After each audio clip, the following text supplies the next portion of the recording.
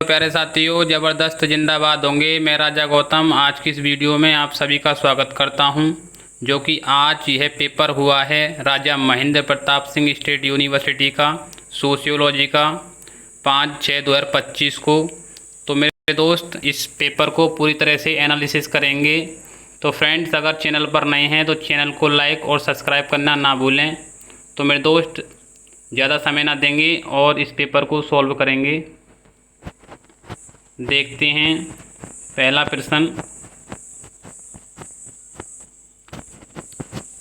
तो मेरे दोस्त सबसे पहला प्रश्न है, races and cultural of India पुस्तक के लेखक कौन हैं?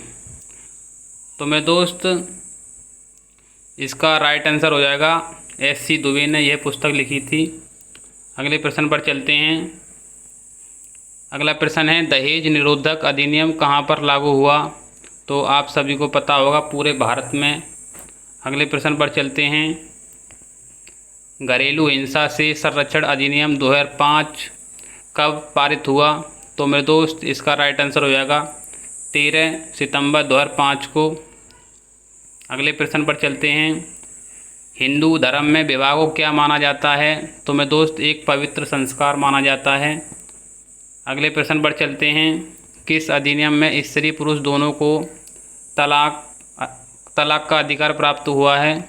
तो मेरे दोस्त हिंदू विवाह अधिनियम 1955 में आया था, ये इसी में इसको प्राप्त हुआ था। अगले प्रश्न पर चलते हैं। तलाक के क्या दुष्प्रभाव हैं? तो मेरे दोस्त तलाक के यह सभी प्रभाव हैं, अनैतिकता में वृद्धि, संवेगात्मक संकट और पारिवारिक विघटन। तो मेरे दोस्त इसका राइट आंसर हो जाएगा इनमें से सभी। अगले प्रश्न पर चलते हैं। प्राचीन भारत में पुरानी तथा नई पीढ़ी में सहयोग का उदाहरण कौन सा है? तो मेरे दोस्त इसका राइट आंसर हो जाएगा जजमानी प्रथा। अगले प्रश्न पर चलते हैं। अंतर पीढ़ी संघर्ष को दूर किया जा सकता है? तो मेरे दोस्त मूल्यों के प्रति आस्था से भी और संयुक्त परिवार की उपादेयता से भी और विचारों का सम्मान से भी। तो इसका राइट आंसर हो जाएगा इनमें से सभी। अगले प्रश्न पर चलते हैं। भारत में किस वर्ष को राष्ट्रीय वृद्ध वर्ष के रूप में मनाया जाता है?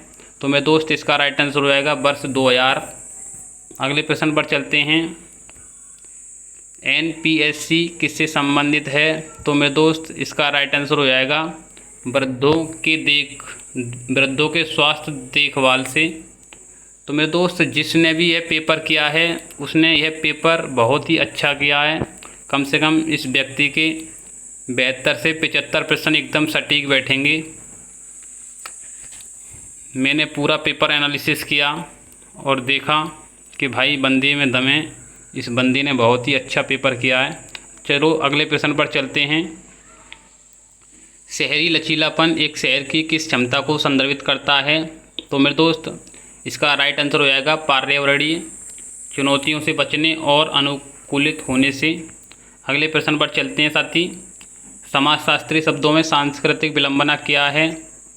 तो मेरे दोस्त बताएं इसका राइट आंसर क्या होगा? तो मेरे दोस्त समाजशास्त्री शब्दों में सांस्कृतिक विलंबना क्या है?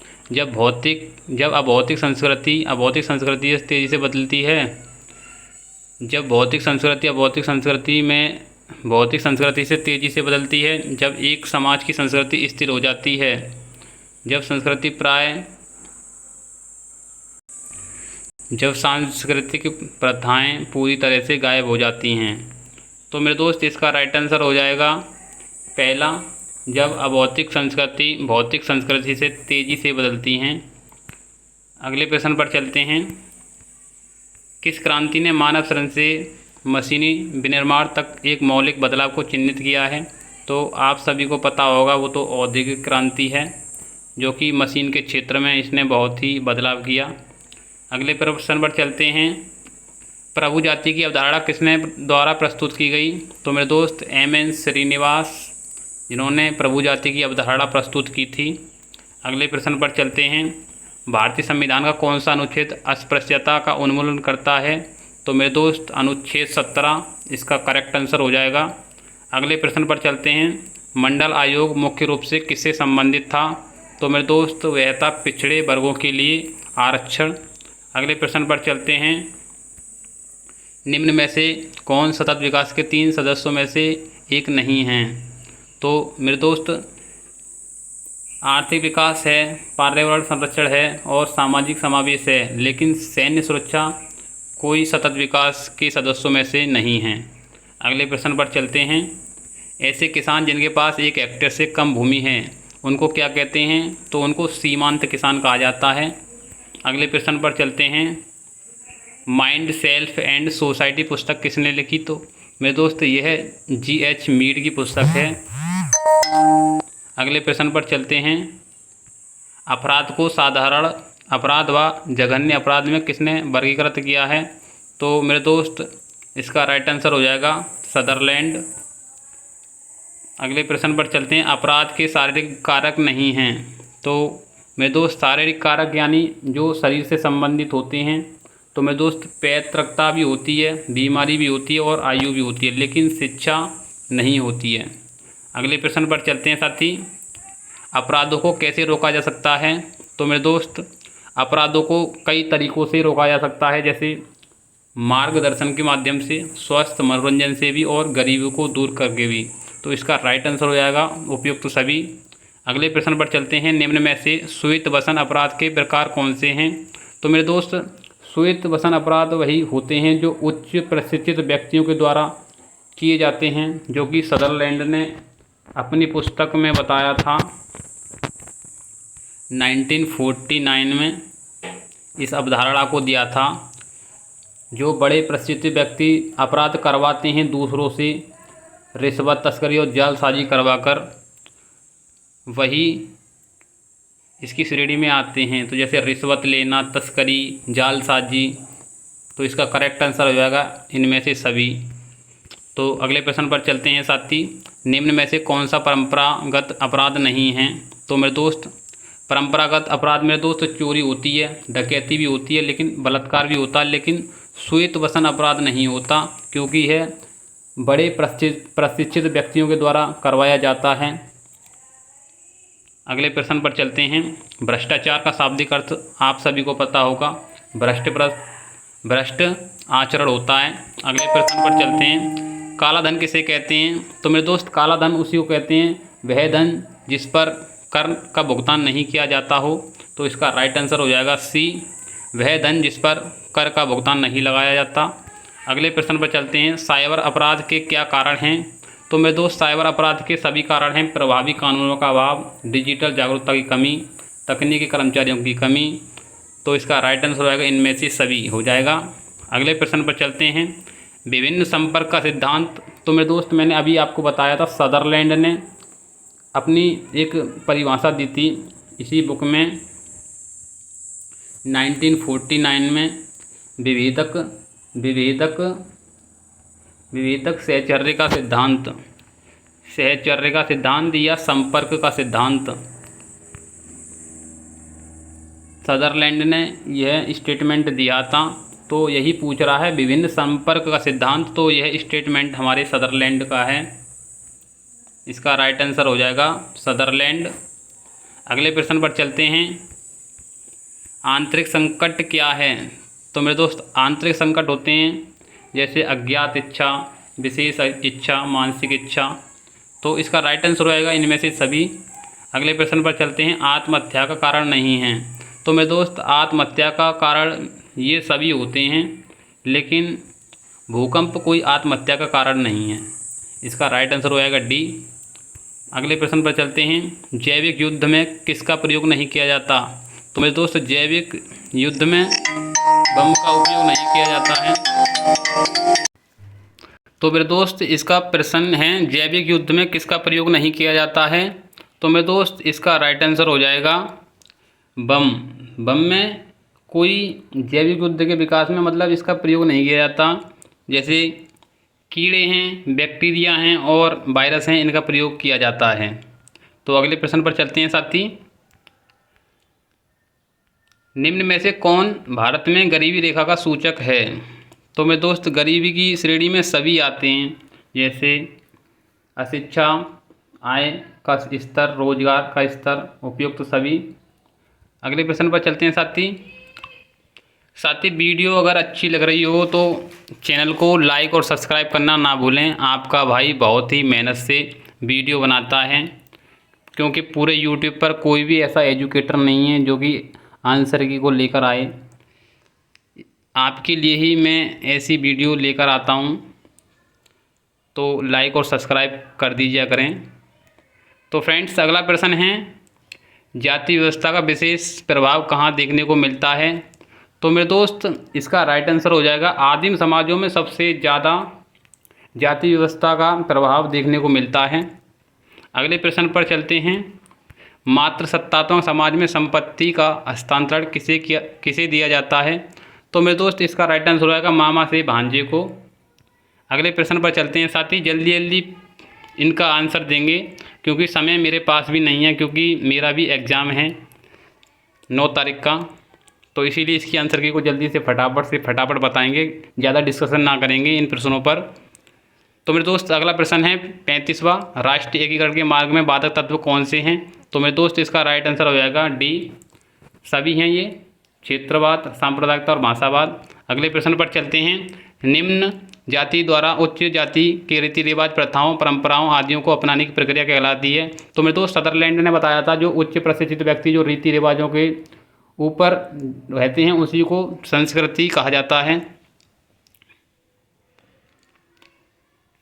जो मेरे दोस्त गलत है, ये सदरलैंड ने नहीं बताया था। जो रीति रिवाज परंपराएं होती हैं वो मेरे दोस्त संस्कृति के ही अंडर आती हैं। तो अगले प्रश्न पर चलते हैं साथी, सामाजिक विघटन और भारत के लेखक कौन हैं? तो मेरे दोस्त, इसका राइट आंसर हो जाएगा श्री कृष्ण दत्त भट्ट। अगले प्रश्न पर चलते हैं, निम्न में से कौन अल्पसंख्यक समूह है? तो मेरे दोस्त, सभी हो जाएंगे, जैन, पारसी और ईसाई, उपयुक्त सभी। अगले प्रश्न पर चलते हैं साथी, कल्चरल सोशियोलॉजी पुस्तक के लेखक कौन हैं? तो मेरे दोस्त, इसका राइट आंसर हो जाएगा गिलीन एवं गिलीन।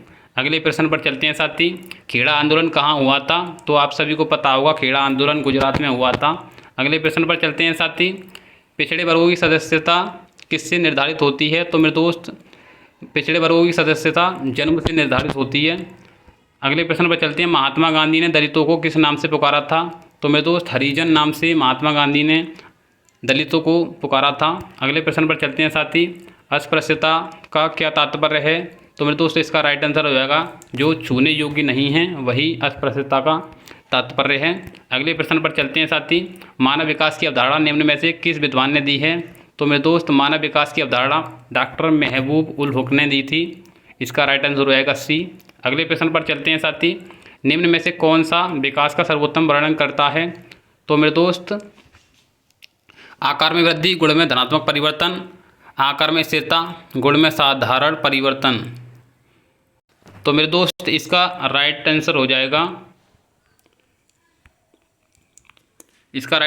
मेरे दोस्त गुण में धनात्मक परिवर्तन। अगले प्रश्न पर चलते हैं मेरे दोस्त, निम्न में से विकसित देश की विशेषता क्या है? तो मेरे दोस्त, इसका राइट आंसर क्या होगा बताएं? तो मेरे दोस्त, इसका राइट आंसर हो जाएगा तेजी से औद्योगिक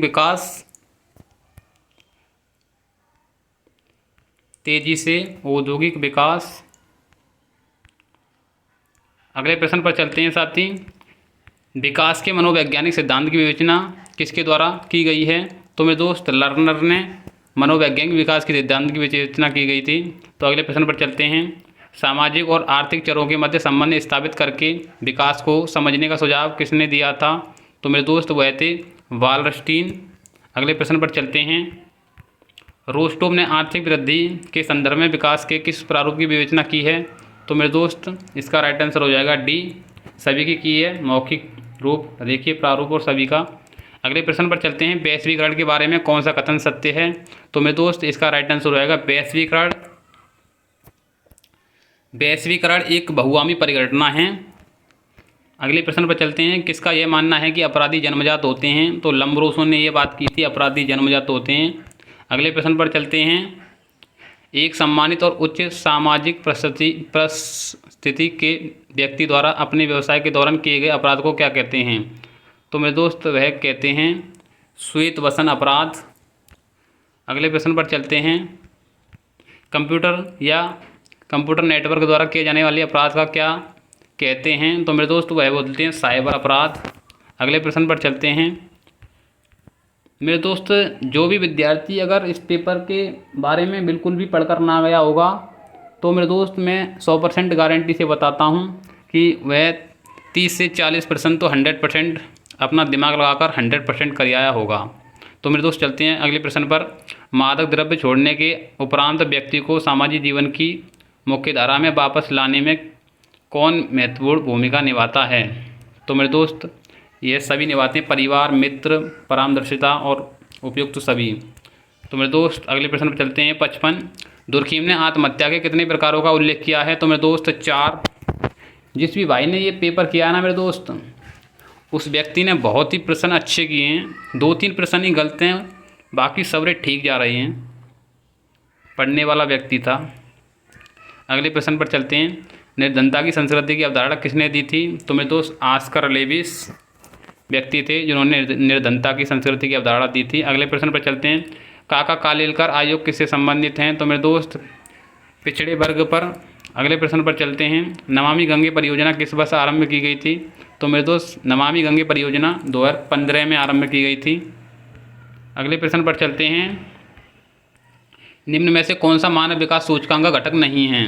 तो मेरे दोस्त इसका राइट आंसर हो जाएगा डी, शिशु मृत्यु दर, क्योंकि जीवन प्रत्याशा और प्रति व्यक्ति आय और साक्षरता दर यह मानव विकास सूचकांक घटक के हैं, लेकिन शिशु मृत्यु दर इनमें नहीं होती है। अगले प्रश्न पर चलते हैं, सोशल डेवलपमेंट पुस्तक के लेखक कौन हैं? तो मेरे दोस्त सोशल डेवलपमेंट पुस्तक के लेखक हैं हॉबाउस।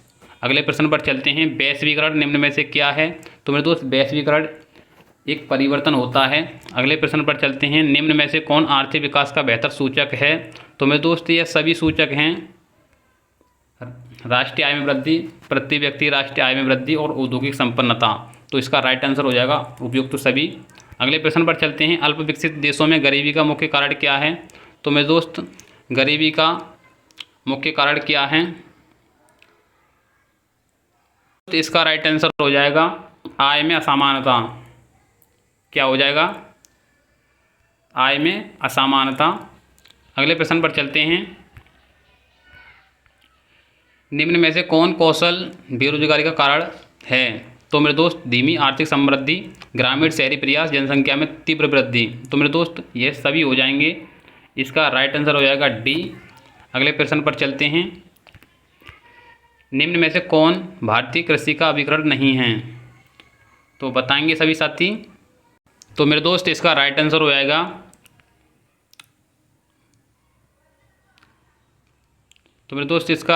जाएगा बड़े फार्म का अधिक्य। अगले प्रश्न पर चलते हैं साथी, पशुपालन के साथ खेती को क्या कहा जाता है? तो मेरे दोस्त खेती को मिश्रित खेती कहा जाता है। अगले प्रश्न पर चलते हैं, पारिस्थितिक तंत्र शब्द का सर्वप्रथम प्रयोग किसने किया था? तो मेरे दोस्त A.V. टेंसले थे, जो व्यक्ति थे, इन्होंने पारिस्थितिक तंत्र का सर्वप्रथम प्रयोग किया था। तो मेरे दोस्त अगले प्रश्न पर चलते हैं, ओजोन परत संरक्षण दिवस कब मनाया जाता है? तो मेरे दोस्त 16 सितंबर को मनाया जाता है। अगले प्रश्न पर चलते हैं, सतत विकास शब्द का सर्वप्रथम प्रयोग किसने किया था? तो मेरे दोस्त सतत विकास जो 1987 में आया था, सतत विकास ब्रटलैंड कमीशन के नेतृत्व में। तो इसका राइट आंसर हो जाएगा साथी ब्रटलैंड। अगले प्रश्न पर चलते हैं, वैधानिक रूप से अपराध वह व्यवहार है जो कानून के अनुसार दंडनीय होता है, यह कथन किसका है? तो मेरे दोस्त वैधानिक रूप से, तो मेरे दोस्त इसका राइट आंसर हो जाएगा हमारे इमाइल दुर्खीम। अगले प्रश्न पर चलते हैं, यदि कोई किसान ऋण के भारी बोझ के कारण आत्महत्या करता है तो दुर्खीम के संदर्भ में ऐसी आत्महत्या को क्या कहेंगे? तो मेरे दोस्त ऐसी आत्महत्या को हम बोलेंगे परार्थवादी आत्महत्या। अगले प्रश्न पर चलते हैं साथी, कुछ पेज ऐसे आ रहे हैं, फ़ोटो ठीक नहीं आया, कोई दिक्कत नहीं है, एडजस्ट कर लीजिएगा। ग्रीन हाउस प्रभाव की खोज करने वाले वैज्ञानिक का नाम क्या था? तो मेरे दोस्त उनका नाम था जॉन टिंडल। अगले प्रश्न पर चलते हैं। विश्व पर्यावरण दिवस कब मनाया जाता है? आप सभी को पता होगा 5 जून ही है आज का ही दिन है 5 जून, और 5 ही जून को यह प्रश्न आ गया। कितनी सोच समझकर टीचर ने ये पेपर बनाया। 5 ही जून को, और 5 ही जून को ये पेपर हुआ है, और 5 ही जून को ये प्रश्न आ गया, विश्व पर्यावरण दिवस।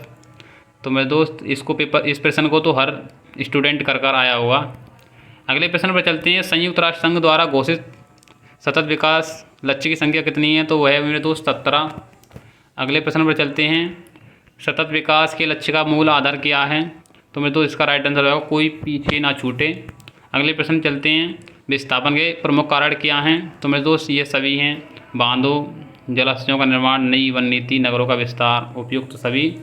अगले प्रश्न पर चलते हैं। यह राज्यों द्वारा भूमि अधिग्रहण के कारण किसानों का विस्थापन हुआ है, यह कथन राज्य अथवा असत्य है, या सत्य है, सत्य, आशंक सत्य है, असत्य असत्य है? तो मेरे दोस्त ये बिल्कुल सत्य कथन है। अगले प्रश्न पर चलते हैं। विकास जनित विस्थापन का उदाहरण निम्न में से क्या है? तो मेरे दोस्त इसका राइट आंसर हो जाएगा डी, ये सभी हैं। अगले प्रश्न पर चलते हैं। भारत में प्रधानमंत्री कौशल विकास योजना किस वर्ष प्रारंभ की गई थी? तो मेरे दोस्त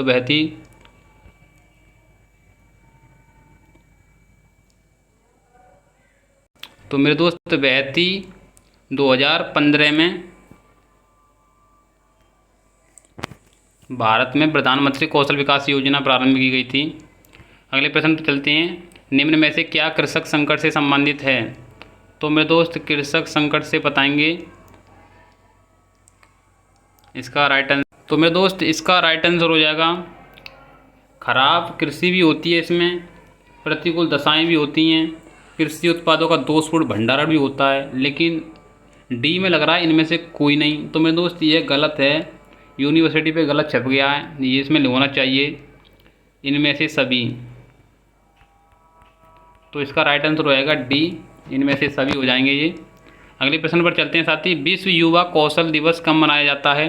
तो मेरे दोस्त 15 जुलाई को विश्व युवा कौशल दिवस मनाया जाता है।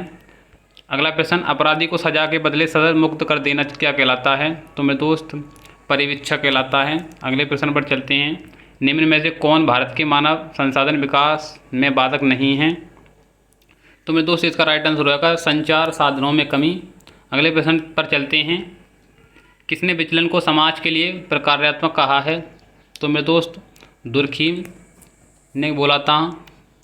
अगले प्रश्न पर चलते हैं। प्राकृतिक प्रकोप के अंतर्गत क्या सम्मिलित होता है? तो मेरे दोस्त इसका राइट आंसर हो जाएगा बाढ़ आना, ज्वालामुखी का फटना और समुद्र में तूफान आना। इसका राइट आंसर हो जाएगा डी। अगले प्रश्न पर चलते हैं। निम्न में से वैयक्तिक विघटन का चरम रूप क्या है? तो मेरे दोस्त इसका चरम रूप क्या होगा?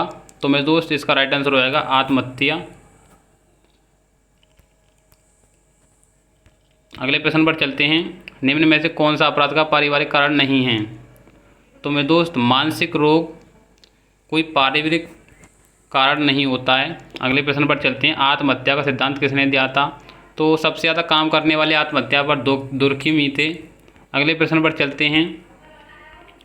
अंतरपीढ़ी संघर्ष के क्षेत्र हैं। तो मेरे दोस्त अंतरपीढ़ी संघर्ष के क्षेत्र सामाजिक मूल्यों में संघर्ष, संबंधता, तनाव और सामाजिक करण से तनाव, उपयुक्त सभी। तो मेरे दोस्त इस पेपर में सबसे ज़्यादा उपयुक्त डी आ रहे हैं। आँख मीच कर डी लगा के आते होंगे तो उनका सही गया होगा। अगले प्रश्न पर चलते हैं। विकास किन प्रयत्नों का परिणाम है? तो मेरे दोस्त बताएं इसका राइट आंसर क्या होगा? तो मेरे दोस्त इसका राइट आंसर हो जाएगा मानवीय। तो मेरे दोस्त इसका राइट आंसर हो जाएगा मानवीय। अगले प्रश्न पर चलते हैं। निम्न में से कौन जातिगत असमानता को व्यक्त करता है? तो मेरे दोस्त ये सभी कारण हैं जो मानवीय असमानता को व्यक्त करते हैं। जन्म आधारित स्त्रीकरण, अंतर्विवाह, जाति आधारित व्यवसाय, उपयुक्त सभी। अगले प्रश्न पर चलते हैं। राष्ट्रीय जल मिशन किस मंत्रालय के अधीन कार्य करता है? तो मेरे दोस्त जल शक्ति मंत्रालय के अधीन कार्य करता है यह। अगले प्रश्न पर चलते हैं। प्रथम पृथ्वी सम्मेलन कहाँ हुआ था? तो मेरे दोस्त 1992 में हुआ था, रियो डी जेनेरियो यानी ब्राज़ील में। अगले प्रश्न पर चलते हैं। सरदार सरोवर बांध किस प्रदेश में है? तो मेरे दोस्त सरदार सरोवर बांध यह गुजरात में स्थित है। अगले प्रश्न पर चलते हैं। निम्न में से कौन शाकाहारी घटक है? तो मेरे दोस्त शाकाहारी शेर एक मांसाहारी है, चीता भी मांसाहारी है, मेंढक भी मांसाहारी है, लेकिन हिरन एक शाकाहारी है। इसका राइट आंसर हो जाएगा सी। अगले प्रश्न पर चलते हैं। विचलन किसे माना जाता है? तो मेरे दोस्त विचलन बताएं किसे माना जाता है? तो मेरे दोस्त विचलन समय, स्थान और संस्कृति के सापेक्ष को ही विचलन कहा जाता है। तो इसका राइट आंसर हो जाएगा डी, समय, स्थान और संस्कृति के सापेक्ष। अगले प्रश्न पर चलते हैं। जलवायु अनुकूलन में स्थानीय ज्ञान का क्या तात्पर्य है या अर्थ है? तो मेरे दोस्त इसका राइट आंसर बताएं। तो मेरे दोस्त इसका राइट आंसर हो जाएगा पर्यावरण के बारे में पारंपरिक सामुदायिक ज्ञान। अगले प्रश्न पर चलते हैं। 98वां प्रश्न है। सामाजिक विकास मुख्य रूप से केंद्रित है। तो मेरे दोस्त इसका राइट आंसर है कल्याण और जीवन की गुणवत्ता पर। अगले प्रश्न पर चलते हैं। किशोर अपराध किससे संबंधित है? तो मेरे दोस्त किशोर अपराध आप सभी को पता होगा, जो नाबालिगों द्वारा आपराधिक व्यवहार होता है उसी को किशोर अपराध कहा जाता है। लास्ट प्रश्न है इस वीडियो का। संघर्ष सिद्धांत के अनुसार कानून मुख्य रूप से किसके लिए मनाया जाता है? तो मेरे दोस्त इसका राइट आंसर हो जाएगा जो शक्तिशाली समूह होते हैं उनके हितों की सेवा के लिए यही संघर्ष सिद्धांत बनाया गया था। तो मेरे दोस्त अगर वीडियो थोड़ी सी भी अच्छी लगी हो तो हमारे चैनल को लाइक और सब्सक्राइब करना ना भूलें। आपका भाई ऐसी ही वीडियो इस चैनल पर लाता रहेगा। तो थैंक यू, मिलते हैं ऐसी ही वीडियो में। जय हिंद, जय भारत।